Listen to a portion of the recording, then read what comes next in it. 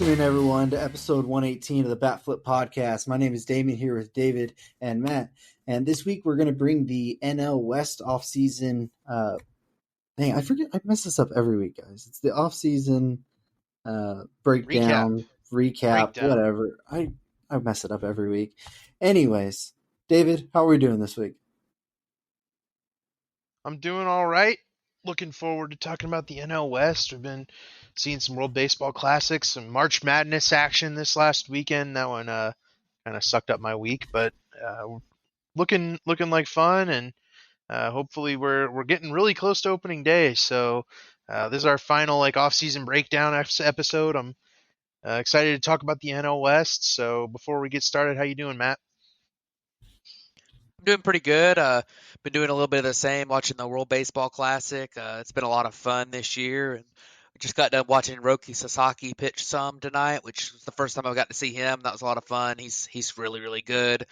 It's been good. Watched March Madness as well. I actually went to a couple tournament games, so that was a lot of fun. They were hosted in Birmingham this year, so got to go see Auburn play against Iowa and Houston play against Northern Kentucky.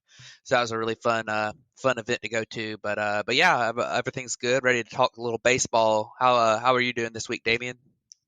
Just basically copy, paste, and retweet what you guys just said. It's World Baseball Classic. It's March Madness. Throw in a little bit of racing throughout the weekend. So I'm excited. The World Baseball Classic's been a lot of fun to watch a lot of these players that we don't get to see, on a daily basis in the majors play. The energy feels like playoff baseball, maybe even bigger than most playoff games.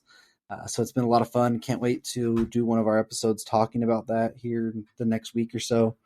And then obviously March Madness, it's the upsets are wild. It's March, so anything's possible on that one. But let's go ahead and jump in and start with the NL West recap. And go ahead and start with Colorado. The Colorado Rockies, they finished 68-94, finished 43 games back in this division. It's a big yikes, but David, who are you excited for or looking forward to for 2023 for them? Yeah, it's David no surprise probably. I'm not. It's no surprise probably that I jumped on Chris Bryant for this one. Coming off of a season of injury, which kind of bordered another injury in 2021 that cost him some time, and 2020 was cut short due to injury. 2018 was cut short due to injury. Chris Bryant's kind of lost the luster of being that MVP level player that he was to start his career with the Cubs. 7 WAR type of guy from 2015 through 2017, but since then only 2 seasons above 3 WAR. But last year was really good in his short time with the Colorado, but got shut down early. Has been looking really strong this spring. The question is, can he stay healthy? But, having watched Chris Bryant for 6 years, I can firmly say that if, he is healthy, he changes Colorado's offense completely from being kind of a pedestrian offense with some league average guys to really impactful. This is a guy who, if you kind of blindly looked at his resume and were like, oh, this guy's got 30 WAR through age 30. I mean, he's probably on a Hall of Fame trajectory. And then you kind of delved deeper and were like, wow, he's just kind of fallen off a cliff. And if he could just stay on the field, he'd probably be there, locked. So, Chris Bryant's projected for something like 3 WAR, a 120 WRC plus. I think he smashes that if he's healthy. And if he's not, he tends to play through injuries from time to time. With the Cubs, he played through a couple of different injuries that really cost him some skill. But when he is on, he is such a game changer for the offense. He's versatile. He can play third base, left field.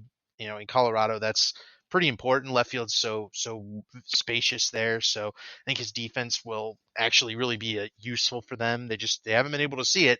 But Chris Bryant and Coors, I'm excited to see if he can actually put together a really good season, and praying he stays healthy, man. Because if he does, Chris Bryant's the kind of guy who could just go out and win an MVP, because he has done it before. It's just a matter of him staying on the field. Yeah, So, Matt, I like Chris Bryant as well. Excited about? Yes, I like Chris Bryant as well. I just worry about his ability to stay healthy, but I'm 100% behind you on everything you said there. The guy I wanted to pick is actually the most recent MLB player to sign, and it is Jerkson Profar. He was, with the Padres the last couple years, had a couple pretty good seasons. This past year he put up a respectable stat line, put up pretty good on base percentages there, and 2.5 WAR in 2022 was solid. The thing about Jerkson Profar that I really like here is that he's a guy who makes a lot of contact. He walks a lot. He's got great plate discipline skills. But the thing is, a lot of those early career injuries he had kind of zapped his ability to, hit the ball really hard. His average exit velocity was in the 22nd percentile this year, a very low barrel rate. Just he struggles to really impact the ball consistently. His max exit velocity was about league average, but the thing is, when you're in Coors Field, you're going to be able to do some things to run a higher BABIP. Guys who do hit the ball in the air, that are, maybe don't hit it as hard. That's like the perfect fit for Coors Field. So I could see him running something like a 350, 360 on base percentage this year, with a uptick in some of his BABIP metrics to if he can figure out how to at least play a respectable defense in the outfield or wherever they play him. I think he could run a 115, 120 WRC plus this year, be a really solid contributor for the Rockies. So I liked that signing. I thought it kind of fit what Coors Field can do for a player, and I think it'll be a good look for him going forward. But Damian, who do you have? I wanted to go with Brendan Rodgers, but he ended up getting hurt and he's out for the year. So I ended up going with Ryan McMahon.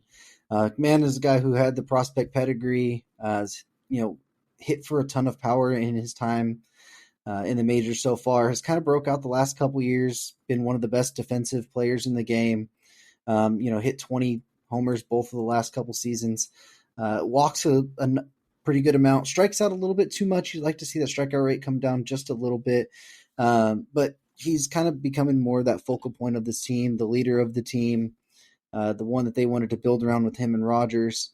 And I've really been impressed with his last couple of years. I'm looking for him to take that little step forward. I know the WRC plus, doesn't show that he's been a league average hitter the last couple of years, but I just think that if you look at all the underlying metrics, like his baseball savant page, his exit velocity and max exit velocity are up 90th percentile, hard hit rates 83rd percentile, like barrel rate, walk rate, everything's good. The only thing that is blue or under league average is his K and whiff rate.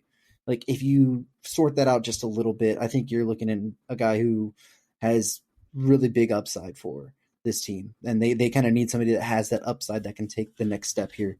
And I really think Ryan McMahon can do that this season. But as far as players we're worried about, David, who do you got on that front? Yeah, I'll take Herman Marquez, who is kind of their penciled in ace for the last several years. Marquez is the type of guy who could be a superstar placed in the right situation. He has the stuff, he's got the velocity, he's got the secondary pitches, but the biggest problem for him the last several years has been his home versus away splits, and it's the kind of the going story for Colorado. Uh, my thought is that as Herman Marquez comes up on his free agent year, and as Colorado drops out of the race, he could get traded. So I'm worried about Herman Marquez continuing to suffer from these kind of home road Coors splits that I think affect his ability to pitch effectively. I remember a couple of years ago, he was kind of on his way to a perfect game pitching in Seattle. So some teams going to be able to trade for him at the offseason or like at the deadline. And once that happens, presuming the Rockies actually trade him, we'll talk about what's they're actually going to do here in a little bit. But presuming the Rockies trade him, I like Herman Marquez, but until then, I'm going to be worried about him just because he's stuck in Coors Field, and it always seems to damage those pitchers. So, Matt, who you got for your dislike or worry? Well, it's not really somebody I'm worried about that much. It's just somebody I dislike, and I mean, it's hard to worry about a player that you know is bad. But Jose Urena, I don't understand the Rockies having him in their rotation still. He's just not a big league quality pitcher at this stage. And the thing I really don't like about him is the fact that he's never been a good control pitcher and he doesn't strike people out. And when you're in Coors, I mean, you either have to get like 60% ground ball plus, like be an elite ground ball guy, or strike people out. Because if you're giving up balls that are hit in the air at a consistent rate, giving up a lot of balls in play, like it's just not going to work out well at all in Coors. So, I mean, you know, I think this is just going to go poorly, and you could say that about a bunch of their pitchers that they have, but it's really an impossible situation to try to build a pitching staff in Colorado. But definitely not a guy that I'm really, thinking is going to be very good. And I also just wanted to pick him as the guy I don't like because he intentionally hit Acuna a few years ago. So I'm just going to throw that out there. But it's a projected 5.65 ERA this year, which is unbelievably bad.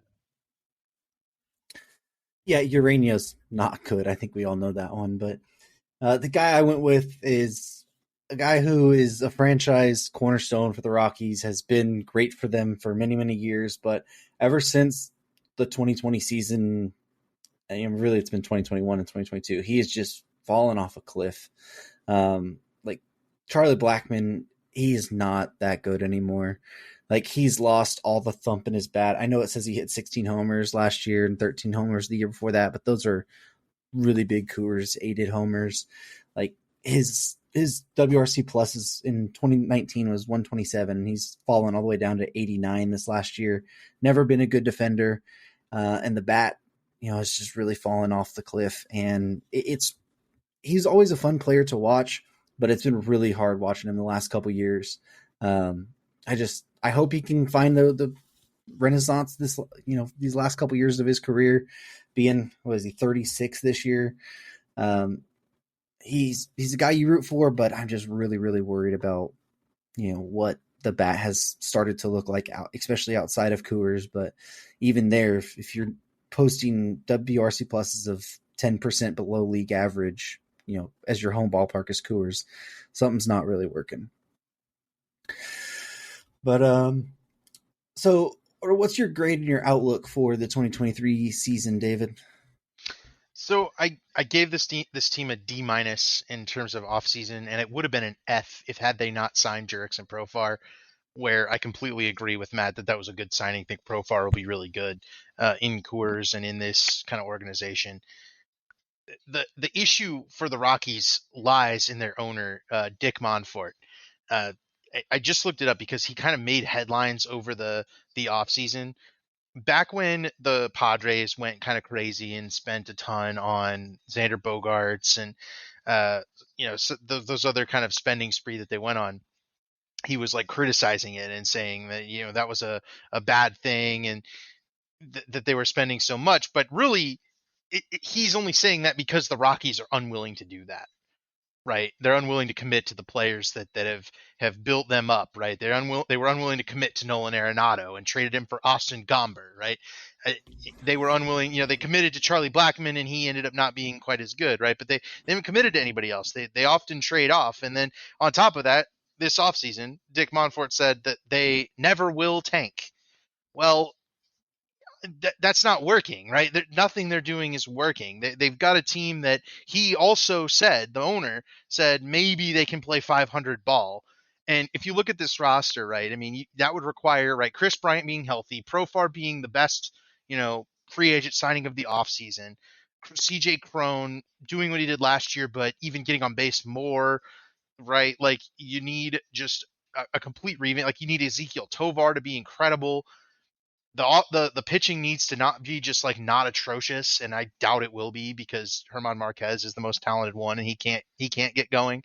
Like, this is a team that needs like an organizational restructuring and rebuild, and I don't think it's going to happen. Right, based on their comments, I don't even know if they'll even trade Herman Marquez, even though he's in the last year of his contract, and it'll make sense to trade him if they're out of the deadline. But this team seems completely directionless. It is all from the ownership side of things, and this is probably the worst ownership group in sports because they've kept this team held down under the guise of pretending to compete without actually, making these kind of empty empty signings. It's just not good business, and it's not good for Rockies fans. It's no wonder that Colorado's kind of in the state they are, and we're talking about them first in a very tough and competitive NL West with a lot of high spenders. So what about you, Matt? Yeah, I give them a D for the offseason. I mean, I do like the Profar signing, but they really didn't do much else. I mean, they're just not like David said. They just don't have a direction. I mean, and I don't like their other signings they made. I mean, I guess Pierce Johnson's maybe wouldn't be a bad signing anywhere else, but I mean, Brad Hand is already cooked and gives up tons of home runs, and now you're taking him to Coors and you're giving him a major league contract. I mean, what in the world? Like, um, I mean, they didn't really do anything else, and and then it's tough because I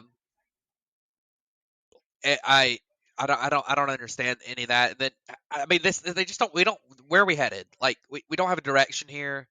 Like like David said, I mean, you either need to rebuild or I mean, you need to rebuild because even if you signed all the free agents in the world, you're not going to make this team good. I mean, and I will give the ownership a tiny bit of credit in the fact that like some of these other ownerships that are saying similar things have never signed a big contract before, and at least they signed a big contract like Chris Bryant and Arenado when he signed the contract. I mean, but they're directionless. They don't have anywhere to go. Like they're they're not going.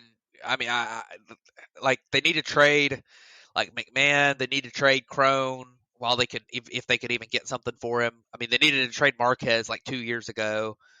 I mean, and I don't think they're going to. They keep just hanging on to these guys, letting them walk in free agency and not getting anything but maybe a comp pick back for them. And then they blow the comp pick on a pitcher that doesn't fit Coors, which is a whole other thing. Is what are you going to do about building a pitching staff? Because we're going on 25 years of Coors Field and or 20 years of Coors Field and Rockies baseball, and they still have yet to have a good pitching staff. And I mean, part of that's because their ERAs are going to be higher just because of where they're at, but you can at least make them relatively good to other Rockies staffs, and they just have never put on a even somewhat decent pitching staff. And I mean, this team's going to have a higher floor than other awful teams because of playing in Coors, and they're used to playing half their games in Coors while other teams aren't.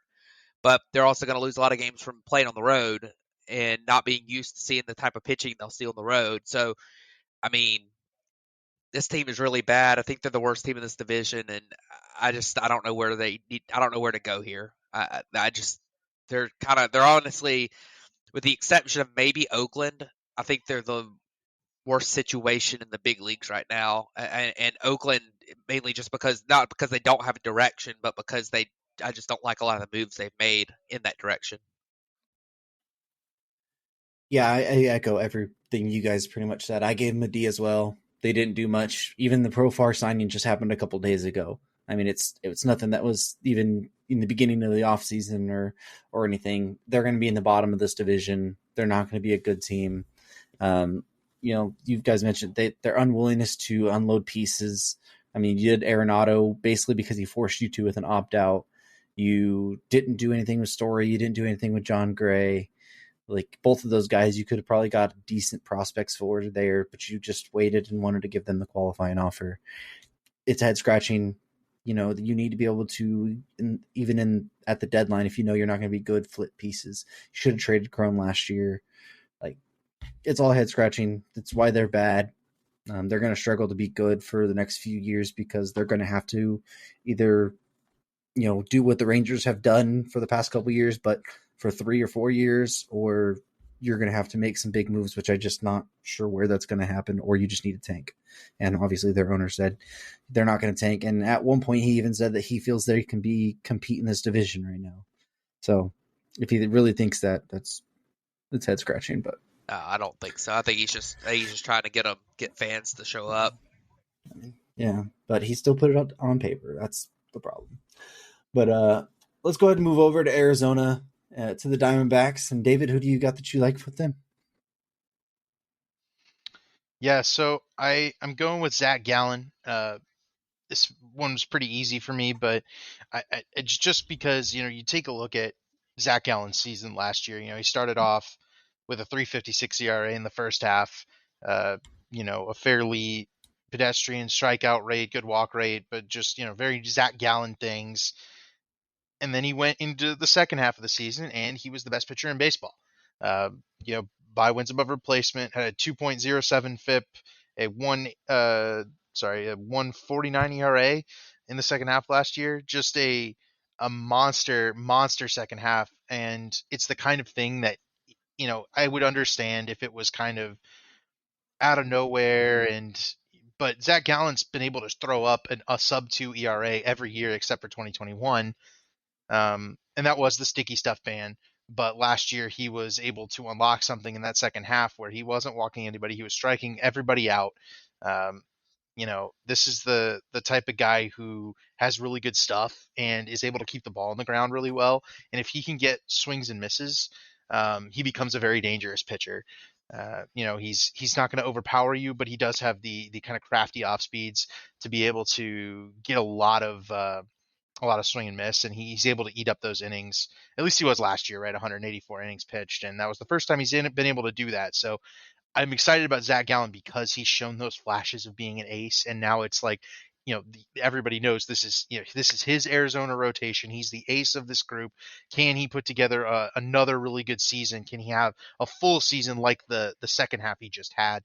That's the question, but I really like Zach Gallen. I really like his stuff. So I say yes. I think he's going to come out and have a really strong year. I'm probably not going to pick him for Cy Young, but I think he's definitely in that conversation based on that second half. So, Matt, who do you like from Arizona? Yeah, the guy I wanted to pick was Christian Walker. This guy had a very, very, very good 2022. Put up a 242, 327, 477 slash line, hit 36 home runs, a 122 WRC plus. And he did that while also being the best defensive first baseman in baseball. He put up 14 outs above average. I believe he won the Gold Glove. And he was outstanding last year. And that comes with also having a very low batting average on balls in play compared to his previous track record. In 2019 to 2021, he was above 300 on his batting average on balls in play every single year until last year he was at 248. So he did increase his launch angle just a little bit, but not by enough to offset that. And I think that he's a guy that with a little bit more batted ball luck could end up putting up an insane line at some point if he can continue hitting with the power he hit with last year. He had he underperformed his expected batting average based on StatCast metrics by 15 points last year. His expected slugging by 10 points. So this guy in 2022 was really good, and there's reasons to believe he could be even better in 2023. I think he's a very good player. He is going to be 32, so this is kind of probably the peak.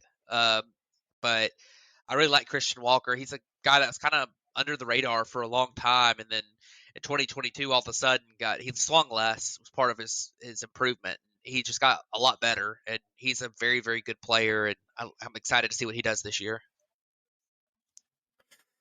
Yeah, Christian Walker just hits tanks. He's a threat at the plate every single time. But the guy I went with was Josh Rojas. He really emerged as their starting third baseman this last year. I think he's going to be more of a utility role this year with them signing Evan Longoria to kind of take over the third base role. But over the past 2 years, he's been about a 265 hitter, 340 on base, had a WRC plus of about 105 between the 2 years. Really took a step forward defensively last year. But the thing that I was really impressed with in 2022 is he found the ability to run the bases a lot better. Went from 9 steals to 23 steals last year. The power dropped just a couple, but that's also because he had 40 less plate appearances. He'd probably have the same power numbers. Strikeout rate really dropped about 5% as well. He's improved every single year he's been in the majors, so I expect him to take another little step forward this year. And it's going to be interesting to see how he's able to steal bases this year, especially with the new rules, where that moves forward. And going back to becoming a utility guy, because he really took a step forward at third base defensively. So it's going to be interesting to see if that translates to that utility-ish role, playing some first, some second, some third, maybe even some outfield. So Josh Rojas is a guy that I really am looking forward to for 2023. But David, who are you worried about?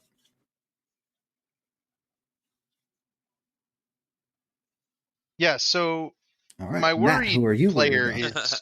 Oh, I'm there. What? Sounds like You David's weren't talking there. while Is it not muted, working? Is it or working? his internet's out. You're back now, but you were there was like 10 seconds there. I had unmuted it and started talking, but I think it's just on a little bit of a lag. So Kettle Marte is the one I'm worried about, but it's not you know you're going to get pushback, right? Kettle Marte is kind of viewed as a star player. He signed a big extension a few years ago, $76 million, or actually this year, $76 million. The question is, can Kettle Marte stay healthy? Similar to Chris Bryant, right, in the sense that he's had a couple of big years, but Kettle Marte's best season is 6.2 wins above replacement. His career wins above replacement is 16.5, and he's played for now 7 years, 7 full seasons in the major leagues. Uh, his one good season is almost 40% of his career wins above replacement. Uh, Not only is that kind of indicative of the guy not being able to stay on the field, but also it's indicative of some inconsistency, right? I mean, his last 5 seasons, he had a 105 WRC plus in 2018, a 150 in 2019 when he had that MVP level year, then 94 in 2020, admittedly the shorted season, 140 in 2021, but only in 90 games, and then last year he played 137 games and had a 102 WRC plus.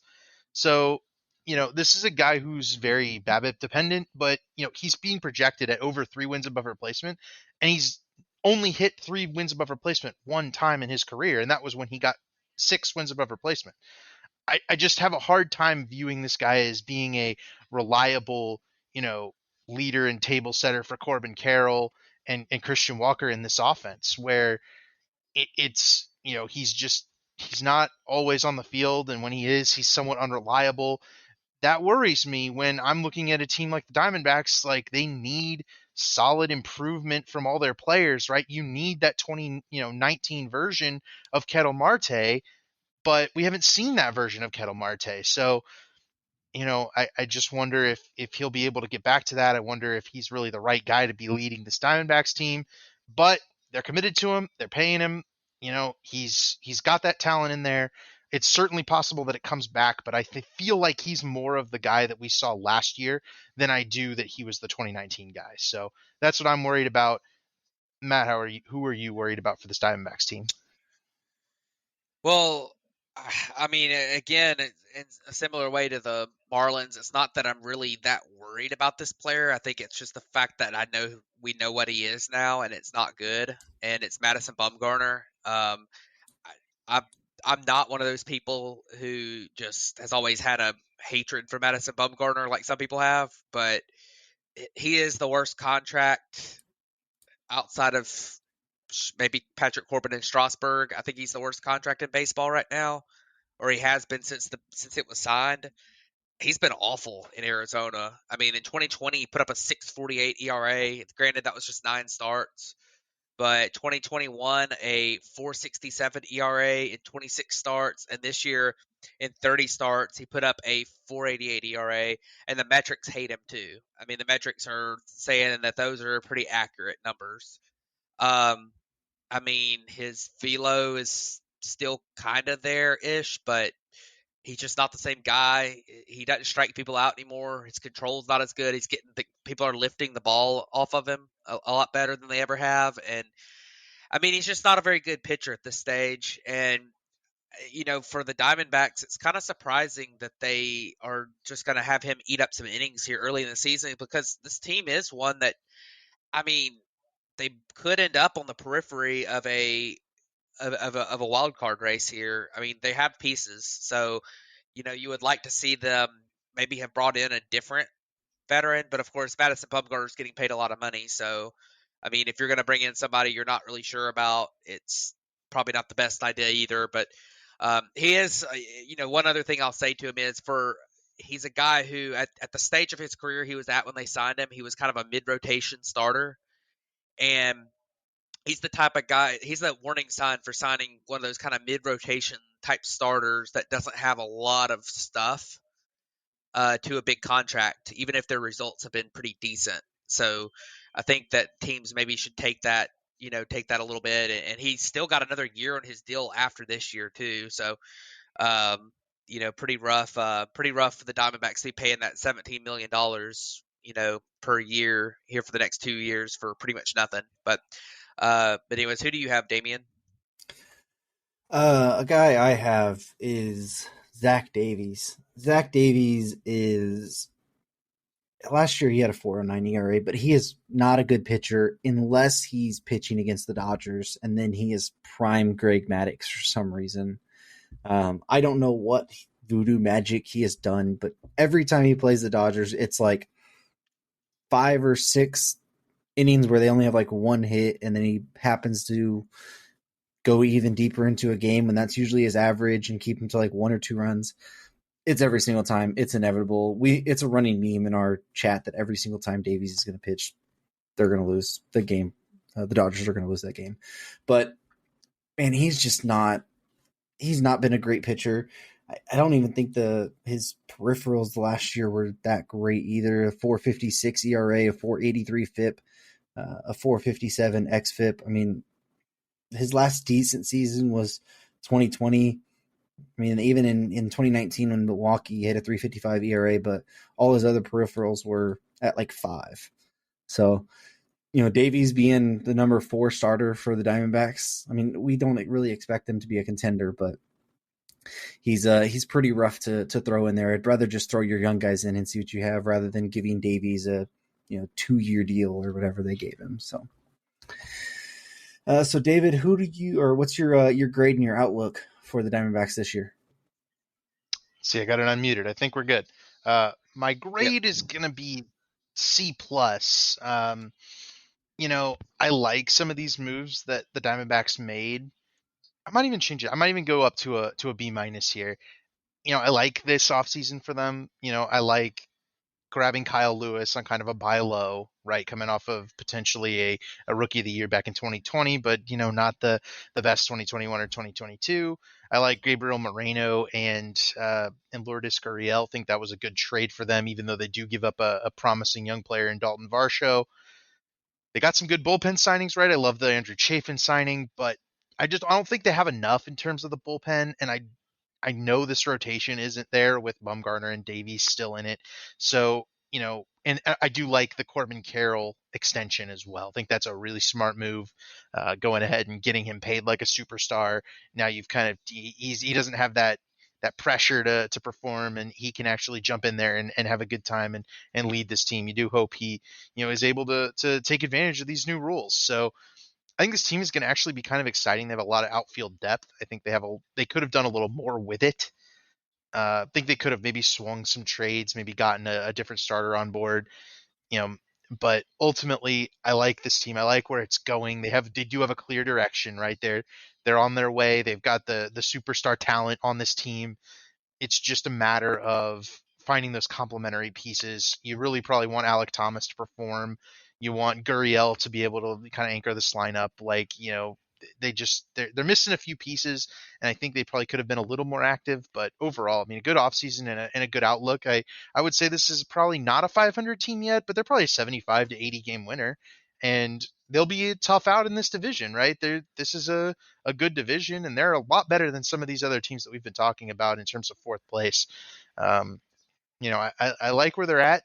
They're going forward, but this is more of a 2024 and on type of contending team. We'll see what Corbin Carroll's rookie year has to say this year. So Matt, what's your outlook for the Diamondbacks? Yeah, I'm on a similar page as you are. I gave him a B minus. I like Andrew Chafin. I think he was a good signing. They needed help in the bullpen. I actually really like the Evan Longoria signing as bringing in a veteran into that clubhouse that's been around a long time, and he's still not a horrible piece to have in there, especially platooning a little bit. He had a 115 WRC plus last year. He was injured a lot. He's been banged up a lot the last couple of years. I mean, he's 37 years old, so you kind of expect that. And but he's I think he's a good piece to add. He could honestly provide a little bit of production for you even, and at worst, he's a great clubhouse guy. And I mean, I like I like those moves. I think they tried to add to the bullpen a little bit obviously with Chafin, but with a couple other guys they signed to big league contracts. I do think they got the better of the trade with the Blue Jays. Lourdes Gurriel is a guy that I think has still got something in the tank that maybe you could make some tweaks to his game and he could end up kind of breaking out, being one of those late breakout type players. But even if not, he's a fine DH / corner outfield type guy. And I really liked bringing in Gabriel Moreno. Carson Kelly's kind of struggled the last couple years, and I think that you might be able to move on from him soon. And Gabriel Moreno could be your catcher of the future. And I like this team. I think they're pretty good. I like their lineup a lot. As David mentioned, Alec Thomas is a guy that I think sometimes people get overlooked when a guy comes up and isn't an immediate superstar, that they kind of overlook him. And Alec Thomas was a top prospect who last year wasn't he didn't have the best rookie year ever, but he was not overmatched at the plate. They've got a bunch of guys kind of like that. We'll see. I like the Corbin Carroll extension. Although I do caution people with Corbin Carroll just because I think he's going to be great, but he's also a rookie who's never really been in the big leagues other than like the last 2 weeks last year. So, I think I don't want people putting unfair expectations on him as a rookie, even though I think he's got a good shot to be the best rookie in the National League. He's got a good shot at Rookie of the Year. It's just kind of like, sometimes guys do have growing pains, but we'll see. I mean, if everything hits, I think this team could end up over 500. They've got some pieces there. I do worry a little bit about the bullpen, and then the back end of the rotation. But we'll see what happens. I'm excited to see what the Diamondbacks team does, and I think that they probably were wise not to spend a lot of money this offseason. But next year, they probably will have a better idea of where their holes are going to be and what they need. And honestly, like the starting pitching market next year is a lot better than it is this year, and I think that's probably where they're going to end up having to fill in spots. So definitely an interesting offseason. I think they could end up as a 500-ish team. Yeah, I think they can make a run for 500 record as well. I gave them a B. I said they could be a sneaky team, but probably not a wild card contender. I really like the Corbin Carroll extension. Obviously, I think Cattell is going to have a little bit more of a bounce back year than what he did last year. Jake McCarthy was a really fun guy to watch last year. I'm excited to see him get a bigger role this year. Gabriel Moreno is going to be that X factor. I think Carson Kelly I think he's going to have a better season, but I think he's going to lose the job to Moreno pretty quick. And in the back end of that rotation, I mean, it's worrisome with Davies and Bumgarner, but some of the young guys they have with like Ryan Nelson, Dre Jameson, Brandon Pfaadt, I'll be really excited to see if they give them a runway this year to see what they really have in those three guys. And then another sneaky option, which I don't know a lot of people are really talking about, it's Kyle Lewis. I know he hasn't been able to stay healthy, but if he can, I mean, when he won AL Rookie of the Year. I mean, I don't know. I think he could be a really other sneaky option for this team if they're able to have a outfield rotation of, Carroll, Thomas, McCarthy, Lewis, and then even if Rojas has to play out there a little bit, I think that's really good. And even Gurriel, you could play him out there if you need to, but he'll most likely be the DH. But I think it's a team that's on the rise. I think they're going to be a lot better than people give them credit for. I think they could fight for a 500 record. And then absolutely what Matt said, I think they are going to be big players in free agency in the next year or so, especially Bumgarner only has 1 year left after this year. Maybe they're able to get off that contract, but we've seen them spend big with Bumgarner, with Greinke. They're not afraid to do it. I think they'll, try and forge out another one this next year to really jump into that contention with the top two in the division. But let's go ahead and transition over to the San Francisco Giants. So, David, who do you like on the Giants? Yeah, so I went with their ace pitcher, and I just really wanted to talk about the best pitcher on each team for some reason. So third one in a row, I'll talk about Logan Webb. 2 seasons in, and Logan Webb looks like a really solid starting pitching option at the top of your rotation, right? He's been very reliable in both his seasons, right? Once he came up in 2021, he stayed there.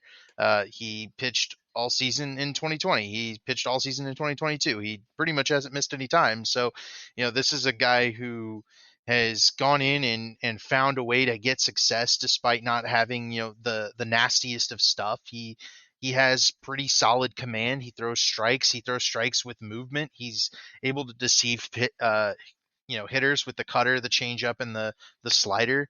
To pair with a fastball that doesn't wow anybody, right? But he's able to make it work, and I think he uses his ballpark to his advantage. He's able to get a ton of ground balls, and so between that and being able to kind of pitch in AT&T Park, I think it might be Globe Life now. One of those. They changed the name on me. It was Oracle Park. Yeah. Logan Webb's been able to carve out a really good career. Last 2 seasons, 2.90 ERA, 3.03 ERA. That's in like 400 innings pitched. I mean, he's really looking like a top end of the rotation in the NL like starter, and I feel like he's the kind of this biggest success story of this new Giants like pitching infrastructure, with developing these pitchers, and they're trying to remake a bunch of other guys in this rotation. Logan Webb's the only one under age, I think, 31, but he's already the top guy. Age 26 season. I think he could even take a step forward from where he was last year. I really like Logan Webb, and I don't feel like enough people are talking about him because he's the top of a rotation in the NL, and had a 2.90 ERA last year and kind of wasn't on anybody's radar. So he's a good pitcher. Matt, who do you like on this Giants team? Yeah, I agree on Logan Webb too. I think he's really good, and I think he might have just gotten overshadowed a little bit by Rodon last year, who was insane. But I think he's going to be really good again this year as well. But the guy I went with is Alex Cobb, and man, he's a fun story. This guy was striking out like 6 guys per 9 innings for like 5 years in a row. Couldn't stay healthy at all, or even to a decent level. And then in 2021, he went to the Angels, and you could start to see his stuff ticking up a little bit, and he started striking people out a little bit more. And you're like, wait a minute, are we sure? Is this real? Then last year, he decided to come out in spring training throwing like 96 miles an hour, which was by far his career highest velocity.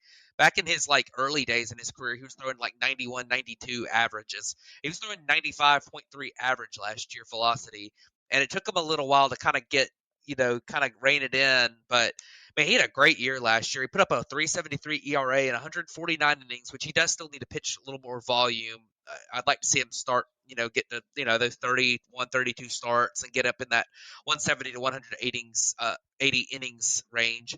But this guy he had a 280 FIP last year. He had a 61% ground ball rate, and it's really, really crazy to see how good he's turned out to be after just some adjustments, after all the injuries and stuff he went through.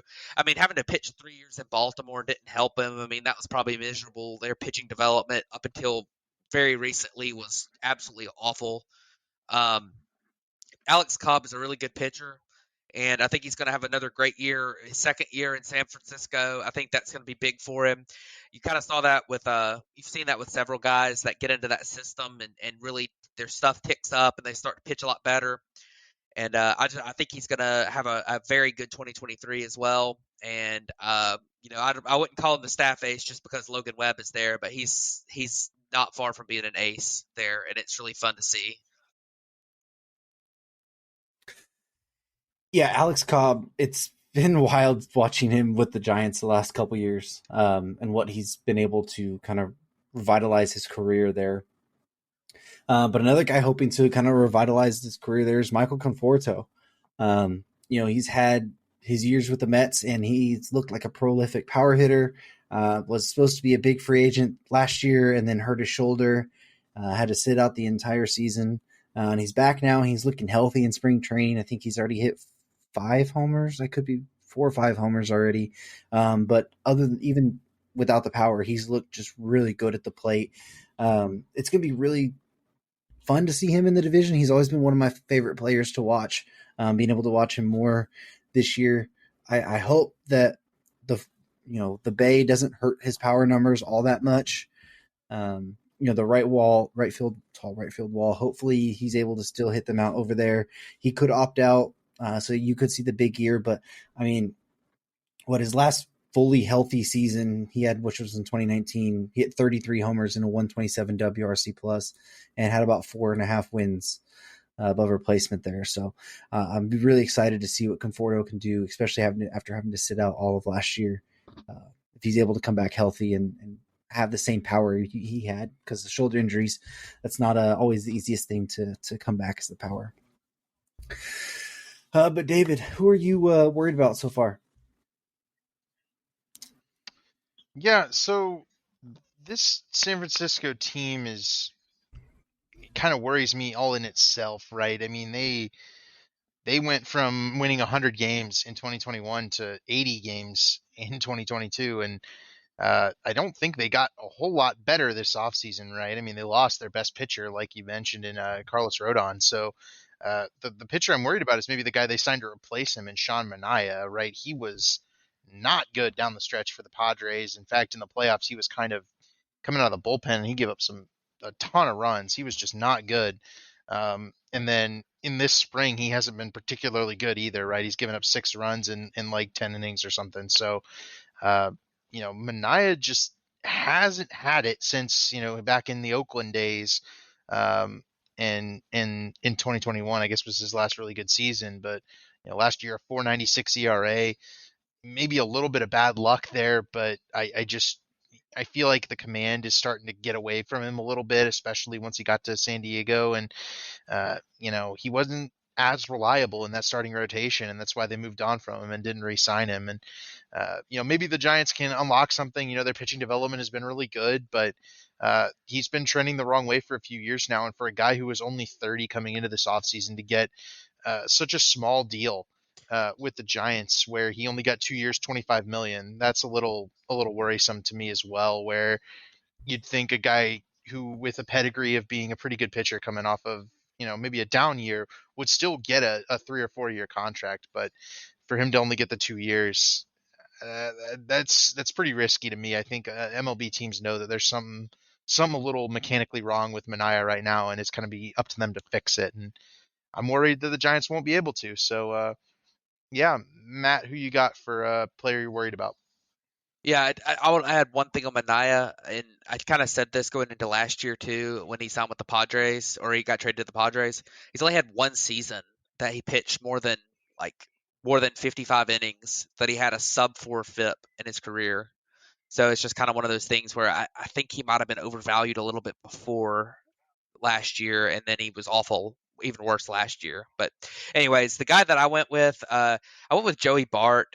I know that he's probably catching a lot of hate, and just about everybody's worried about him. But this is a guy that I think they were expecting him. I mean, he was the second pick in the draft, and I remember watching him in college, and the guy was really, really good in college. He was a top prospect, and swing and miss happened to him.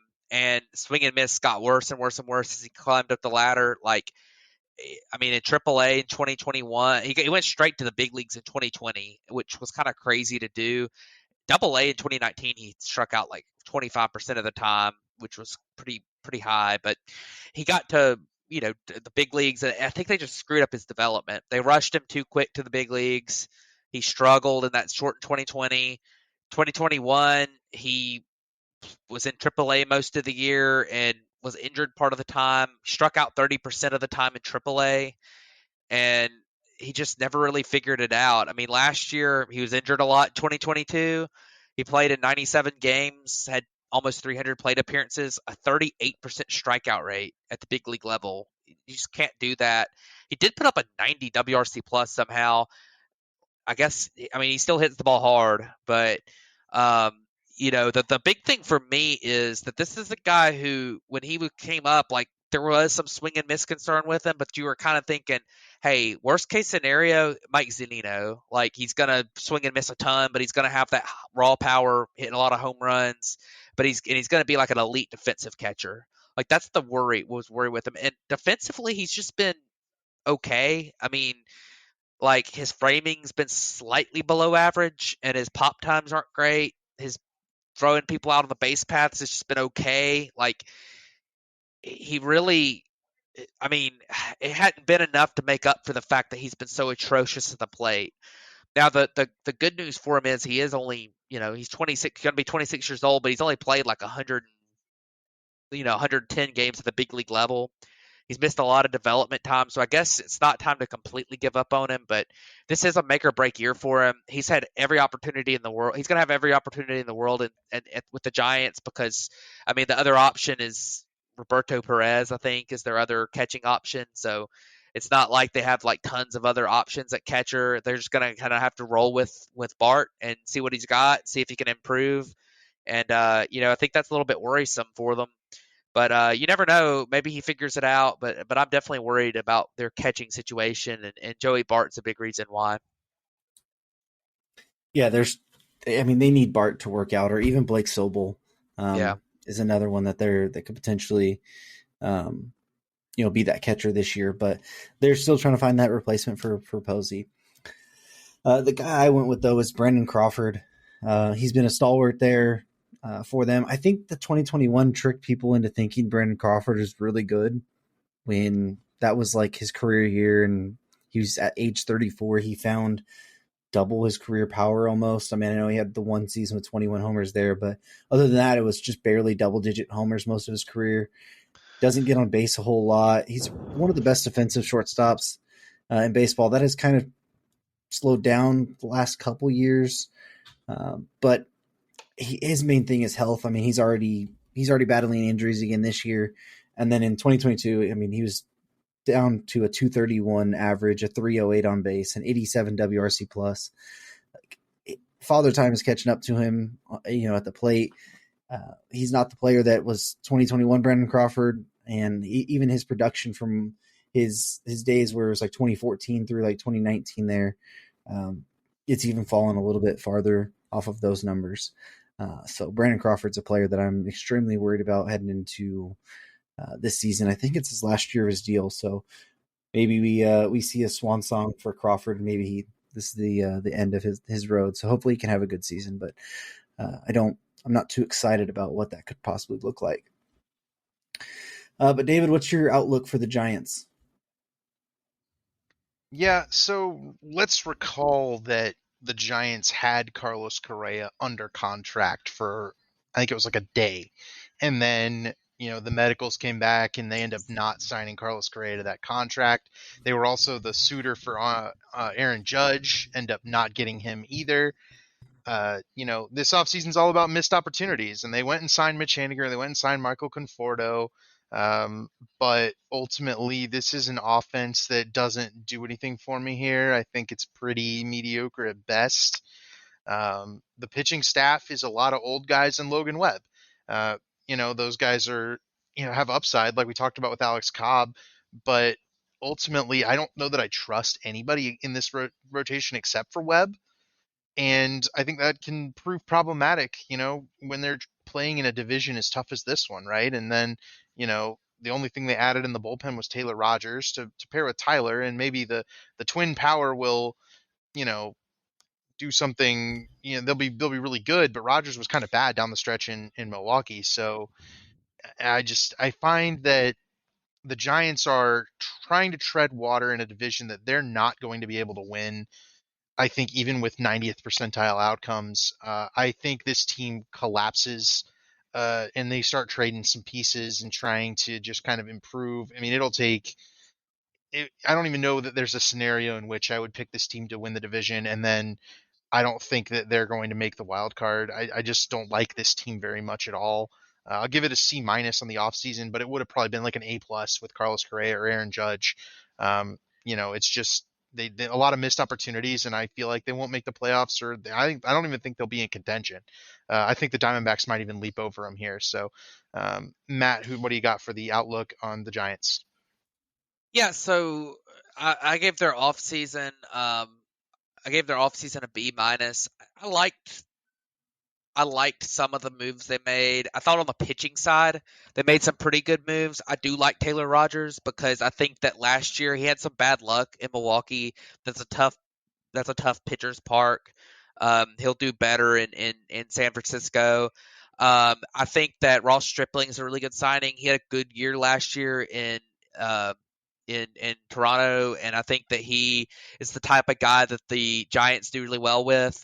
I didn't love Sean Manaea, but I do think that he's a guy that maybe the Giants are able to work with a little bit. They've worked with some of these lefties that have kind of like not like super normal mechanics and explosive stuff, kind of like Alex Wood. And Sean Mania could be a guy that they might be able to work with a little bit to at least turn him into like a league average starter again. And then, I like some of their moves. I mean, I did not like signing Jock Peterson to $20 million. I mean, accepting the qualifying offer. I mean, good for Jock on getting that much money, but that was kind of crazy. Um, they signed way too many corner outfield pieces. Like they signed Jock, Michael Conforto, and Mitch Haniger. Like that's 3 corner outfield pieces. I don't really like the build of their team in that way. Um, I think that I don't know. I mean, the one thing to look at with this Giants team is I think at the plate they're going to be pretty good. I think on the mound they're going to be pretty good. But last year they were horrible defensively. They were by outs above average. I believe they were like minus. They were minus 32 outs above average, which was third worst in the big leagues. And I mean that's pretty rough. Their UZR was minus per 150 was minus 5.3. They had a really rough year defensively, and I don't think they improved that. They might have even gotten worse on that. So I think that that's kind of rough. And where I see them at this year, I think that I think they're in a similar wins range to what the Diamondbacks are. They've got some pretty good pieces. I think they'll hit decently well. Um, I think they'll pitch pretty well defensively. I think they're bad.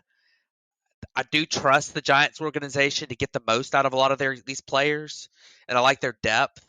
But at a certain point, I just don't think there's a ton of upside talent here. So I kind of see them as like a third or fourth place team. And like David said, this is that type of team that I think 2021 might have been a bad thing for them because they really needed to be in some form of a rebuild.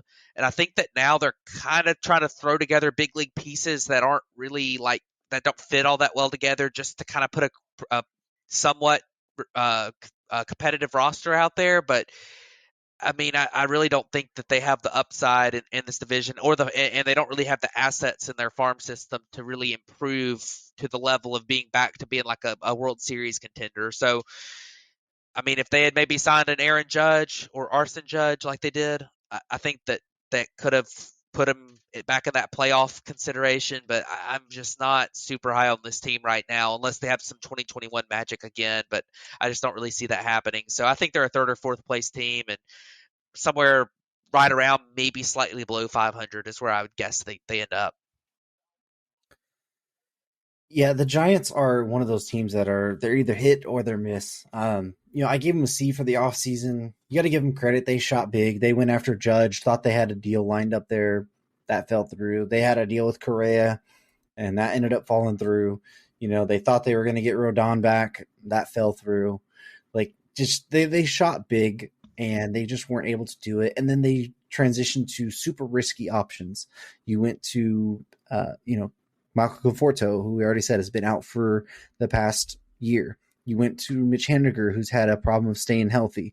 You went to Sean Mania, who hasn't had a great, last couple years. You have, you brought in Alex Cobb a couple years ago, who he's been up and down. He's looks good, but will he, be able to stay healthy for, healthy and effective for a long period of time? You have Alex Wood and Ross Stripling. You just got a bunch of guys who are they're good major leaguers, but are they the good enough type to get you over the hump? Not really. Can you know what you're going to get? Some of them are going to be pretty volatile. It's one of those teams that like they're going to be good or they're going to be bad, and I'm just not sure that they're lined up to be really good this year. They're going to have to continue to shoot big in free agency to try and get it because, like Matt mentioned, they don't have a lot in the farm system. I know you have like Luis Matos and Luciano, but outside of that, there's not really much there. It's a team that like they're probably going to be around a 500 team, but it's going to be a fight between them and the Diamondbacks for who's fighting for third in this division. But let's go ahead and jump over to the San Diego Padres. And David, it's one of your favorites. Yeah, I know. I have to. I can't go through the San Diego Padres without talking about Manny Machado, man. I love this whole team. I love this team construction, but Manny Machado was second in MVP voting last year, and he did it with his best career offensive season to this point. And that's kind of surprising given that he's hit 30 or more home runs 5 different times already in his career and before last season. But last year, he really did get the most out of the high exit velocity that he's kind of known for. I think he sacrificed a little bit in terms of aggressiveness at the plate. He struck out a little bit more, but it translated into more extra base hits. It translated into more, deep counts and more walks as well. Well, like a better quantity of walks and a better batting average. The advanced stats don't love Machado's 2022, but I like the changes that he's made because he doesn't have to be like the stalwart in this lineup anymore. He's protected by so many big bats around him with Bogarts, Soto, right? Tatis, Cronenworth, right? This is a lineup that is just packed with stars. And Manny Machado last year was the biggest and brightest one of those. This year, the expectations are that he's probably going to be a really good player. He probably won't be an MVP candidate, but the thing is about Manny Machado is that it's all that on offense, and he's one of the best defensive third basemen in the National League, maybe with the exception of Nolan Arenado, right? Like he's extremely good at third base. He's still hyper athletic, even as he hits age 30, right? He signed a huge extension with the Padres this offseason as well. And he's a guy who coming into his age 30 season has 47 career wins above replacement. Um, there aren't a ton of like surefire Hall of Fame type of guys. Manny Machado just needs to keep playing, and I think he's like on his way in, right? Like this is one of those guys. We talk about like Trout's in, right? Kershaw's in. Manny Machado's going to be into the Hall of Fame. It's just a matter of whether or not he can do it in the next 2 or 3 years, or does he need to play it all the way out to age 40 and, get to a certain milestone in terms of home runs? He's already going to hit 300 home runs this year as long as he stays healthy. And Roland was at like 330 or something like that, so I love Manny Machado on a Hall of Fame trajectory. Can't wait to see what he has in store now that he has even more, support in that lineup around him. So Matt, who you like on the Padres? Yeah, I'm gonna go with Xander Bogaerts. I think that I like Xander Bogaerts. I thought that he was a lot closer to being the best free agent. Uh, I think he was a lot closer than people gave him credit for to Correa and to Trey Turner. Not saying he is Correa and Trey Turner, but last year was the best season of his career by wins above replacement. He was very good last year. He was slightly worse at the plate than he was in his career best offensive season in 2019.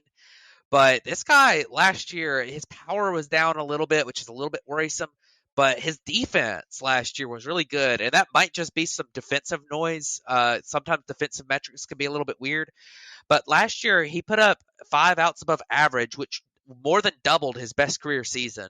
So I don't know if that's some actual improvements he's made or if it's just like I said, defensive noise of some kind. But he was really good defensively last year. UZR per 150s actually liked him pretty well in a lot of his career. But if he can put up defensive seasons like that a few more times, he's gonna be really, really good at the plate. I think he's going to be consistent. I don't know if he'll ever put up, 500 slugging percentages again, but if he can keep putting up a 370 on base, like I think he's going to be. He's one of the most underrated shortstops in the game.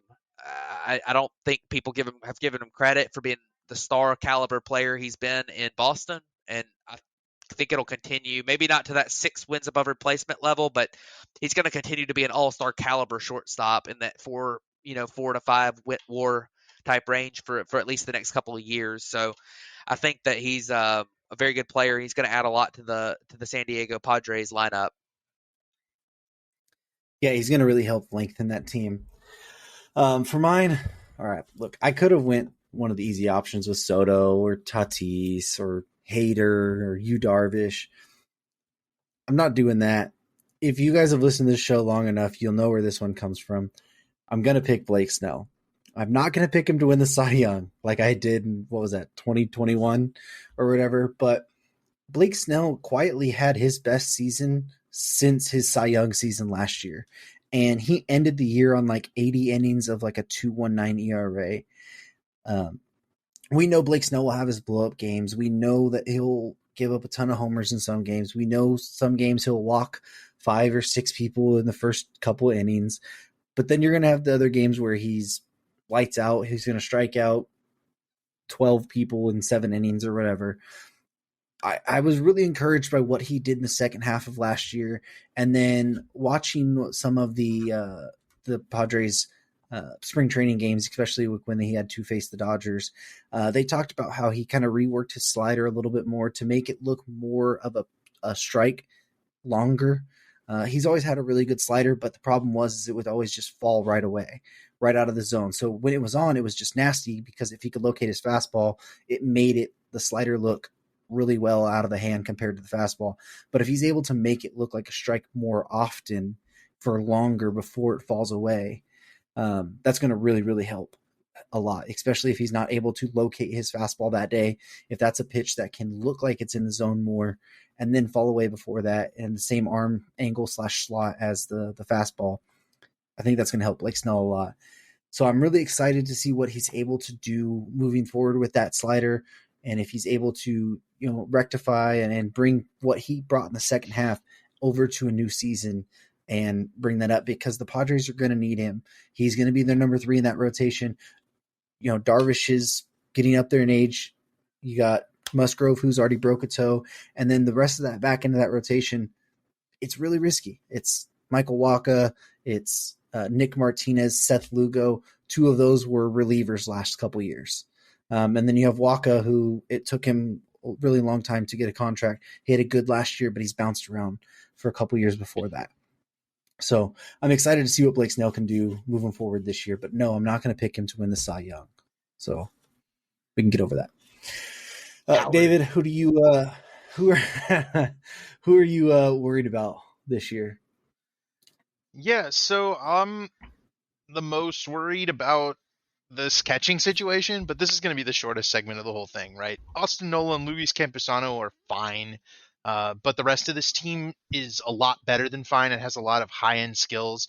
Nola and Campusano are not the greatest defensive tandem, and I think that maybe the only flaw in this offseason was that they didn't pull in one of the more defensively minded catchers. Overall, I think they'll be fine. They'll, likely be all right. I think Yu Darvish is pretty trustworthy with his own pitch mix, and then the other guys aren't, guys who need the edges in terms of framing. So I'm pretty sure they'll be all right. But I could see them go for a catcher. This is the only part of this team I don't like, though. This is a really good team. I think the rest of it is pretty sound. So Matt, who you got for being worried about when it comes to this Padres team? Well, as we've talked about, I've been watching the World Baseball Classic, and Nick Martinez is the guy that I'm going to pick. I could have picked between like half their pitching staff, but Nick Martinez is the guy that I went ahead and said I need to talk about him. Last year, he put up a good ERA at 3.47, but this is a guy who he came over from I believe he was in Japan. He was either in Japan or I know he was in Asia pitching for several years, and he came back in 2022, signed a pretty decently sized contract. I believe it was 3 years, $26 million. So not a huge contract, but it's some form of real money with the Padres. And he pitched 106 innings, split as a starter and reliever, and he was just okay. He had a good ERA, but a 4.43 FIP, a 4.04 xFIP. It's pretty solid, but he wasn't anything like super special. And I don't especially love his stuff. I watched him get torched in the WBC, so that might be part of the reason that I'm talking low on him. But I think that kind of the big thing for me is if you're relying on him as a swingman, that's fine, but he's going to pretty much be like start the season as like your number 3 in your rotation with Musgrove hurt. So that's definitely worrisome for me, and I don't know. I mean, I feel like you could have picked several of their pitchers, but I think Nick Martinez is the one I just decided to go with. I mean, I could have picked Michael Waka too, because I think last year was fool's gold for him, but we'll talk about that in a minute. Yeah, just to back you up a little bit there, last year in 2022, in about the same amount of innings, just a couple difference for Nick Martinez as a starter, a 4.30 ERA with a 2.69 average against. As a reliever, 2.67 average with a 2.67 ERA with a 2.09 average against. And a 3.57 on base percentage as a starter and a 2.71 as a reliever. He's a guy who could be really good as a reliever, but as a starter is a pretty yikes. The position group I went with was the projected DH platoon between Nelson Cruz and Matt Carpenter. Nelson Cruz, we've talked about him for so long. He's entering into age 43 season. The power kind of dipped last year. It was still really good against lefties, which is most likely what he'll be playing against. But I'm just worried about what he can do, if he's strictly a platoon player. I mean, it's a weird role to be in. We'll see there. Carpenter, he's a guy who over the last couple of years was signing minor league deals and was basically forgot how to hit. And then he went in and had like 170 plate appearances for the Yankees and hit like 15 homers there, which were like half of his hits. And most of those were like Yankee Stadium homers anyways. And then he was able to get like a 3-year deal for like $6 million a year. I don't know what that platoon is really going to look like. I know Carpenter's probably going to have to play the outfield to start the season at least, while Tatis is still suspended. But that DH, platoon situation really scares me. Although, like David mentioned, who needs it when you're going to have your top 4 in your lineup is going to be like Tatis, Bogaerts, Soto, Machado. Like, you don't really care about what your DH is going to give you at that point. It's going to be your 7th or 8th best hitter in your lineup. But anyways, David, what's your outlook for the Padres? Yeah, this might be my favorite team that we've talked about, and we're almost at the end now. So I would probably say the Padres might be my World Series favorite. The way this lineup is constructed and the rotation is constructed is just so solid. Hader anchoring the back end of the bullpen, right? A+ in the offseason, outright. I mean, they extended Manny Machado. They signed Xander Bogaerts. They're spending money like a massive market team, and San Diego typically not known as a massive market, right? I mean, that's not even a city that's been able to hold an NFL team. So to have the Padres operating in this way, showing everybody this is what it's about, right? You want your team to go out, acquire, pay the big price to acquire a superstar like Juan Soto, go out and pay the big contract to a guy like Xander Bogaerts, right? That's how it's supposed to be. You want your team to be doing this. It's awesome for Padres fans. It's awesome for the city of San Diego. I do hope that they were in the NLCS last year, almost made it to the World Series. I hope they can get there this year, but at the very least, I think this is a team built to win the NL West. One of the toughest divisions that we've talked about, and definitely one of the most interesting. We're already at like an hour and 10 minutes, and we haven't even talked about the last team yet. So I'll cut it off there. A+ on the offseason, probably the best offseason in baseball. Just in terms of adding impact to your lineup and impact to your rotation, I think they did a great job. Waka at the very least, he'll be the 4th starter. They got Musgrove coming back from injury. Ultimately, I'm fine with that, right? They grabbed Lugo, Martinez. One of those guys will relieve. One of those guys will be the 5th starter. It doesn't really matter. Like, they're in good shape. I really like this team. So, Matt, where are you at in terms of the offseason outlook? Well, I don't. I guess I'm gonna have to be the pump the brakes guy a little bit here, but I give him a B+ for the offseason. I thought it was really good. I just praised Xander Bogaerts for like 5 minutes, but I'm gonna say that 11 years for Xander Bogaerts. He's gonna be like 41 at the end of that contract. And listen, here's the deal with these contracts, like these long term. These guys that they've signed. Manny Machado is similar to me. These guys, and you Darvish, I can't believe they give him 6 years. But these guys are gonna be Miguel Cabrera's contract in 6 years. So that's the back half of, like, the Padres have basically said we're going to win now and we're going to limit what we do in 5 or 6 years. Like, we're going to be awful in 6 years because we're going to have like hundreds of millions of dollars tied up in payroll for guys who aren't going to be good anymore because they're going to be old. Father Time's going to get all of them eventually. So did they do it? The question for me with their offseason is, did they do enough to where like they're going to win a World Series in the next 2 years? And I don't know. Like y'all mentioned, the top four in that lineup: Bogarts, Soto, Machado, and then Tatis, when he comes back, are really, really, really good. I mean, now there's question marks with Tatis though. Like he hadn't played in like what a year and a half, 2 years almost. Like he spent a lot of 2021 injured, didn't he? Like the end of 2021, and then last year didn't play at all. So we're worried a little bit about Tatis. How's he going to do? He's going to play the outfield now. Like that's different. That's something new to him. Um, and then like the rest of their lineup, like Nelson Cruz and Matt Carpenter being in there, both of them. I mean, the catching situation y'all talked about, Trent Grisham can't hit.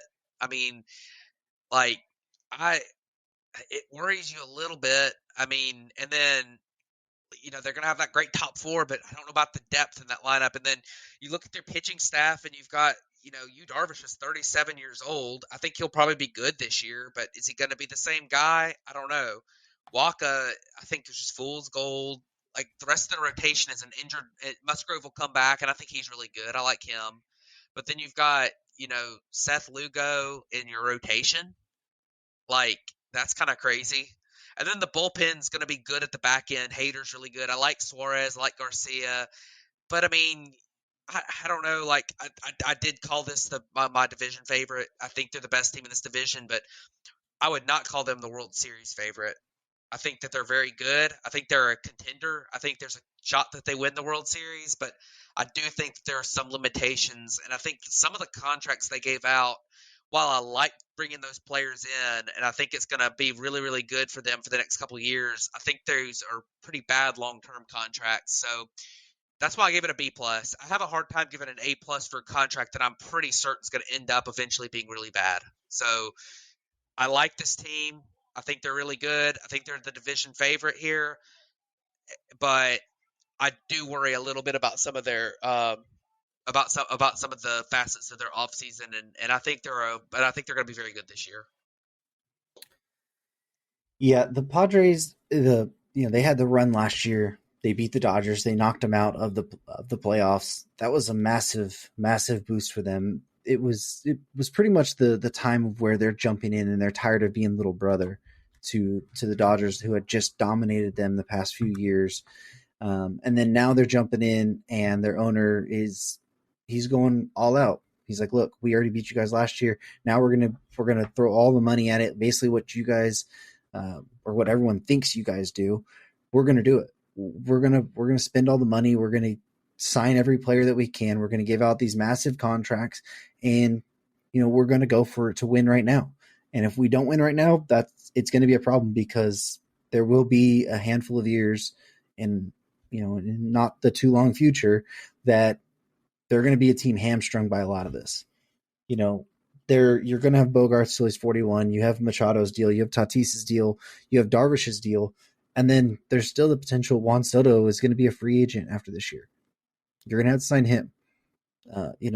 There's Shohei, who's everyone expects the Padres to be in on that as well.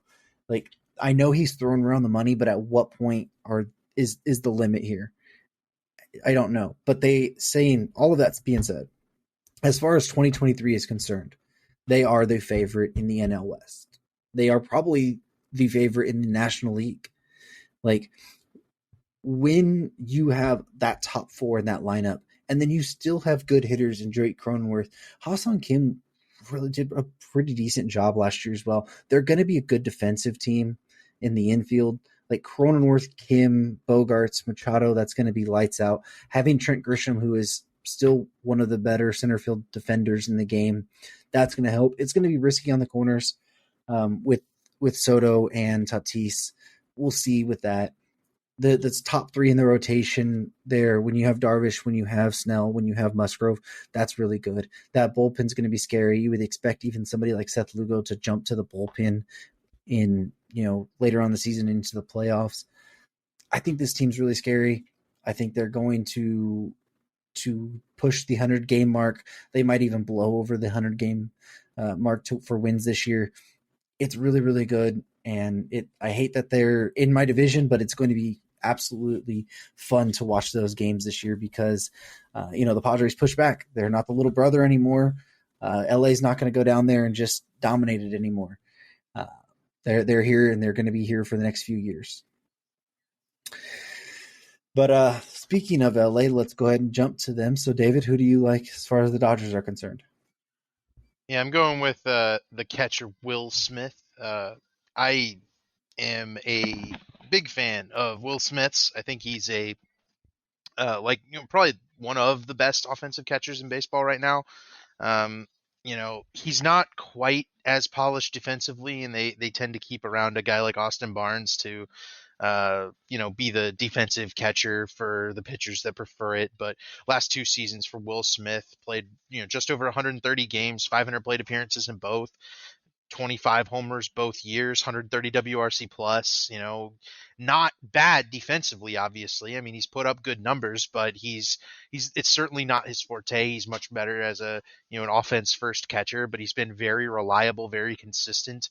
And the type of guy that the Dodgers can pencil in, every, 4 of every 5 days or something like that as your catcher and your main bat in the lineup, one of your top 3. So I think Will Smith's kind of unheralded, given some of the success of the players around him, right? When you're surrounded by Mookie Betts and Freddie Freeman every day, you're not necessarily going to stand out, but Will Smith's one of the most important players on the Dodgers, and he's been really consistent and really reliable. So, I think that kind of goes unsung for the most part. Reliability, we talk about it all the time, but then when somebody is reliable, I don't think we point it out as much. So Will Smith has been extremely reliable the last 2 years. Love that.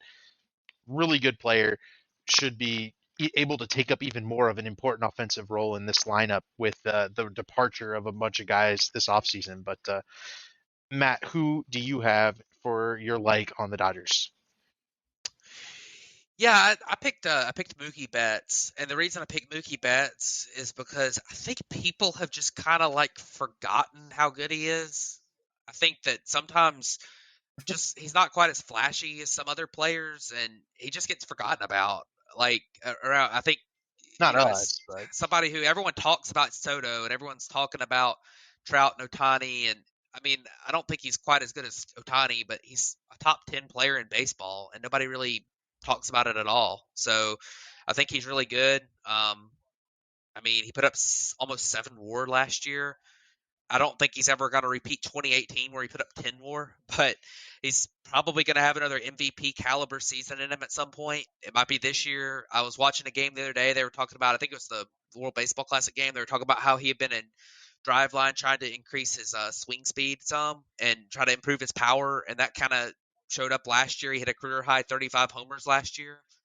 I think Mookie Betts is extremely good, and I kind of think that he's, might have another insane year in him at some point. So I figured I'd pick him because he doesn't get talked about as much as some of the other guys that the Dodgers have had, and some of the other superstars around the game get talked about.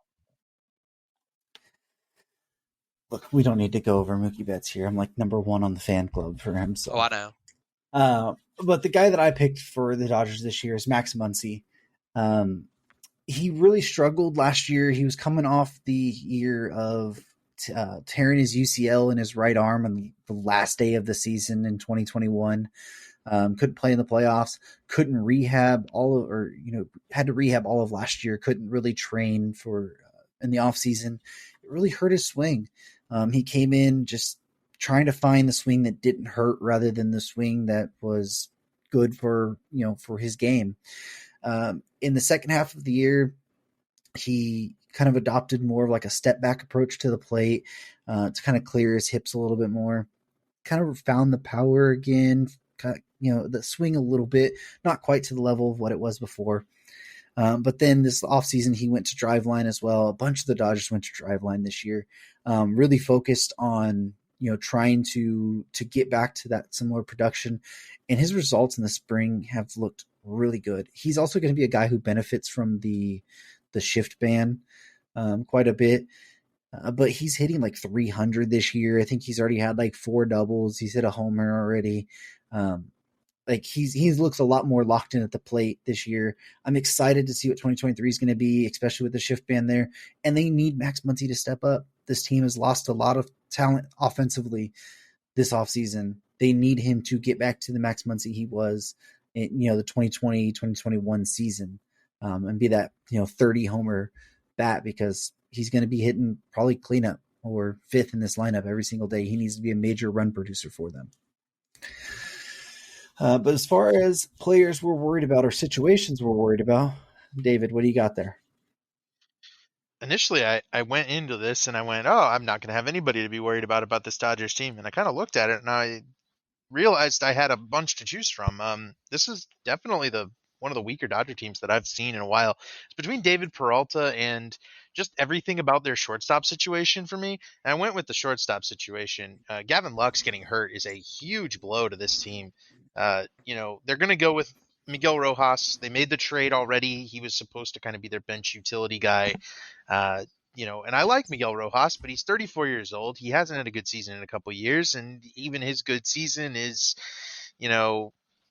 a pretty mediocre overall season, right? Like a 90 WRC plus, up to 2 wins above replacement. He's just not a huge hitter, an impact player, the kind of guy that you expect out of this Dodgers team. And then, they've got Miguel Vargas. He'll be okay. They might play there a little bit. Great Chris Taylor. We talked about him already. I just don't know now what they're going to do. And it sure looks like there's this hole at shortstop where Trey Turner vacated. And then, Gavin Lux was supposed to fill that now, that's going to cost the Dodgers this season. And I don't know, man, that really worries me. Miguel Vargas might be able to turn back the clock a little bit and be a really effective player, but I am worried that the Dodgers have kind of, played with fate a little bit and are going to pay the price due to Lux's knee injury. But Matt, who are you worried about this Dodgers team? Yeah, the guy I'm going to go with is a guy who was extremely good last year, and it's Julio Urias. The reason that I'm worried about Julio Urias is because last year he put up a 2.16 ERA, but his metrics weren't even close to that. He had a 3.71 FIP and a 3.81 xFIP. Now he's not an overpowering pitcher. He doesn't strike out a ton of guys. He's at 8.5 strikeouts per 9. A lot of balls get put in play against them, which doesn't help, especially with the shift being gone. And he had a super high left on base rate last year at 87%. So, which was like by far highest in the major leagues. And in some ways, it's a skill that he's able to, get clutch up when he gets guys on. But at the same time, like I think that sometimes having that super high left on base percentage is just not super sustainable. He also had a super low batting average on balls in play against them, which is also, I think, a little bit unsustainable. When the major league average is 300 on balls in play and he's giving up a 229 batting average on balls in play, which, I mean, a good pitchers are going to get weak contact and get a lot of, and have a lower BABIP, but it's way lower than career normals for him. And also it's, pretty unsustainably low. So I think he's not a 2.16 ERA guy, and I think people who are kind of counting on him to be like a Cy Young contender again are probably going to be a little disappointed. So that's why I picked him. It's not that I don't like him. I think he's a good pitcher. I think that he'll be, a low to mid threes ERA guy, which is really good. I'm not trying to dog him. His velo was also a little bit down last year too, about a full miles per hour on average. But I think he's going to be good. But expecting Julio Urias to have a 2.16 ERA again and be a Cy Young contender again, I think is just kind of unfair to him. So I'd probably say he's more. I just don't believe him in him to that level. So I figured I'd pick him as my guy I'm a little bit worried about. Yeah, he's due for some regression, for sure. He was a guy that I thought about picking just because the Dodgers are going to rely on him this year. They relied on him a lot last year. He's going to have to be a horse in that rotation again. He's going into his free agency year, so usually players have a good bump there, but you're obviously going to get regression from a guy who had a 2.16 ERA and the peripherals didn't quite back it up last year. And with the Dodgers being one of the most defensive, analytical teams with the shift the last couple years, losing that, it gives you even more room for pause about a potential Julio regression. The guy that I went with, though, is Chris Taylor. He had signed that big contract. I believe it was after the 2021 season. Came into last year and was going to have to play a big role. He battled some injuries, only played 118 games, hit 10 homers, but the strikeout rate, he's always been a guy who strikes out quite a bit. It was always about a 28, in between 25 to 28% guy. Last year jumped to 35%. 221 average, a 304 on base, only a 93 WRC plus. And this year in the spring, it hasn't looked much better. He's looked absolutely lost. I believe at one point he was like 1 for 18 or something. Didn't have an extra base hit. It was like .091 on the average. And I think it was like 10 or 11 strikeouts.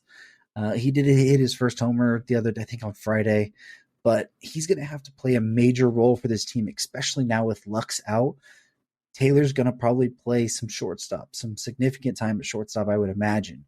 The outfield's already pretty crowded. With adding Taylor out there, you could have done, but they need his bat, and they need his bat to get back to the 2020 level, 2021 level, to be that player that they're going to need, that utility kind of guy to bounce around. And if he's not curing those strikeout concerns, it's going to be really, really rough for this team moving forward. And he signed for 2 more years for big money, so they need him to be able to produce. But David, what is your grade and your outlook for the Dodgers this year? Yeah, so we've joked about it, right? But this offseason absolutely is the 2015 offseason of the year, right? JD Martinez, David Peralta, Noah Syndergaard, right? Shelby Miller, Jason Hayward, right? They absolutely nailed it about 7 years ago. Right now, JD Martinez, we went over that signing back when he signed. I really, really like it. I think he will be a big impact bat at DH for the Dodgers this year. But I don't really like the rest of this offseason. I think the issue for me is that they let Trey Turner walk and they didn't replace him with anything. And they kind of were like, well, we're just going to let Gavin Lux take it. Well, now that Gavin Lux is hurt and it's Miguel Rojas, it doesn't look that good on paper. You got to play the games, obviously, right? And this is still a team, I think, that wins 90-plus games, right? The Dodgers are an elite organization with a top of the lineup that is just superb.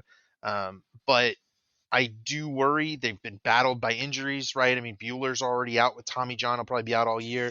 Gonsolin's still hurt. They did make a trade for JP Feyereisen, which I really liked, but Feyereisen should be out for most or all of the year, right? So I just a lot of this team is gearing. It feels like they're gearing up for 2024, right? And we know who the big free agents are next offseason. And I feel like the Dodgers they reset the luxury tax this year. At least they're trying to. I feel like they're made clear what their plans are, which is 2023. We'll do our best. We'll see what happens. But if we don't win, it's not really that big of a deal because we know what we're going for in terms of 2024. So I think this team has a chance to win the division. There's certainly the other option with the Padres, but I think they're definitely second expected, and they're almost certainly a wild card team.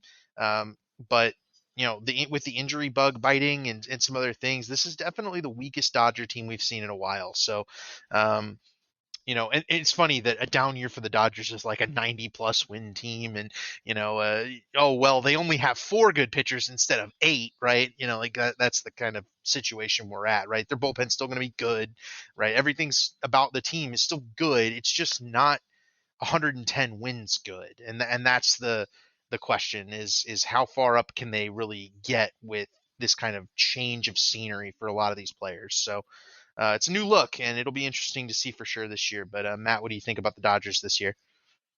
Yeah, I'm really low on what they did this offseason.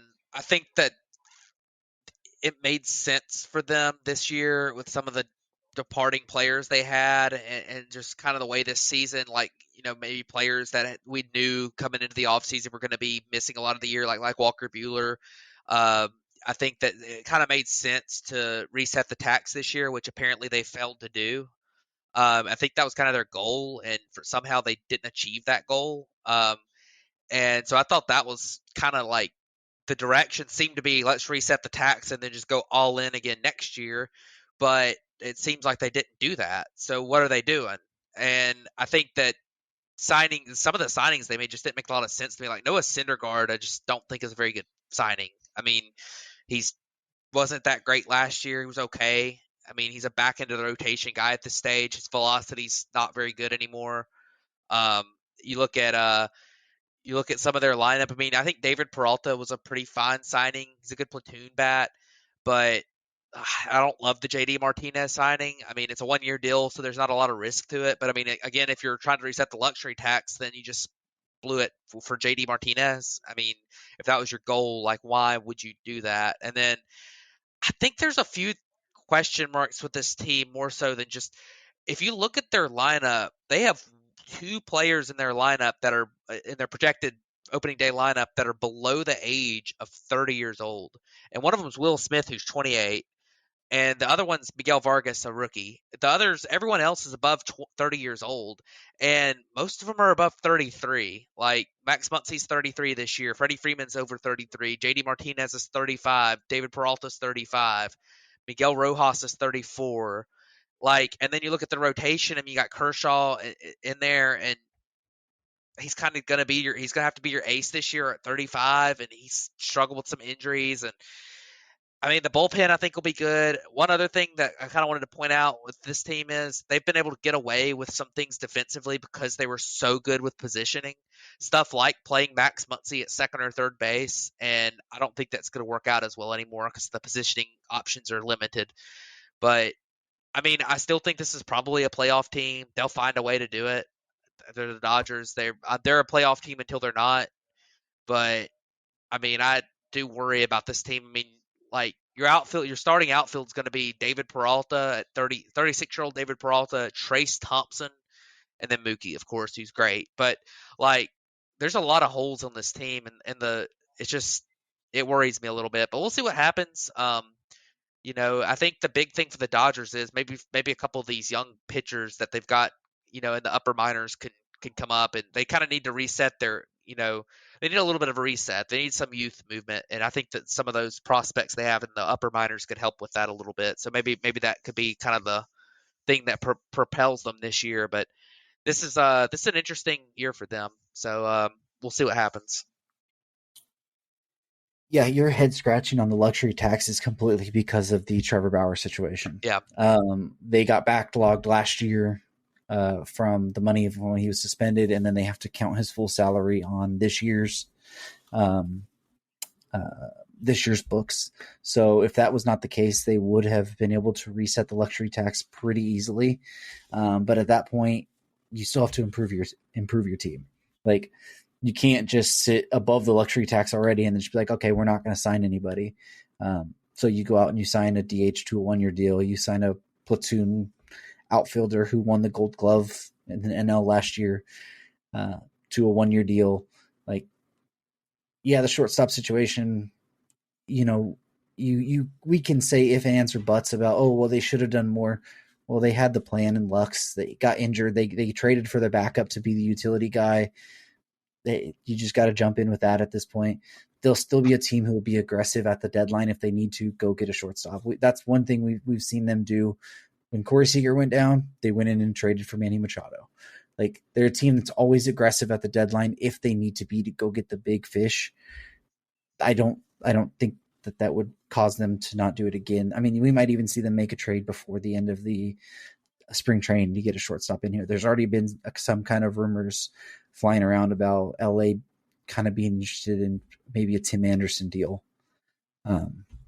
So we'll see about that. This team is not going to be as talented as the 2017, 2018, 2020 teams. I think it's still talented enough to make a run You can get into the playoffs. I mean, we saw last year, I think this team's more talented than the Phillies team that we saw go to the World Series last year. I mean, the talent is still there. There's a bunch of question marks. The outfield is 100% one of them. Is Outman going to play? Is Trace Thompson going to play? Is Taylor going to play? You aren't sure about that. There's been a lot of praise about Miguel Vargas at second base, but that's a new position. He's looked good defensively so far, but you need to see what that is going to look like in a full season. I'm not really worried about Muncy at third base. Played it a bunch before. That's his natural position coming up. I think he'll be fine over there. But there is a ton of question marks around the majority of what this team is going to look like, and health is going to play a major factor into it. You need these guys to be able to stay healthy, especially these aging guys. You have young talent, but I don't think you have the young talent to jump up and make an impact this year like you have had in years past. They kind of seem more like a couple years away. So it's going to be interesting to see this team. It's going to be interesting to see the rivalry, kind of start brewing between San Diego. It's not a rivalry yet, but I think it will potentially become one soon. But like you said, it's one of the least talented teams, but we know what they're kind of going for. It's gearing up for 2024 for them. But that's going to wrap up the NL West talk. So I know we've already went pretty long here, but anything else you guys want to hit on real quick? I think next week we're going to have our I think next week we'll have our official preview picks or pick everything episode, because week after next is opening day. So be fun. Yeah, I believe next week is actually opening day. Yeah, later in the week next week is what I mean. Like after next episode is opening day. So last episode for opening day. So it'll be great. I think we're all trying to get out of here so we can watch the end of this World Baseball Classic game. It's been a really good game. So that's pretty fun. David, you got anything you wanna hit on real quick? Nope. Let's do it. See you guys next week. Yep. Thank you guys for tuning into this episode of the Bat Flip Podcast, and we'll catch you guys next week.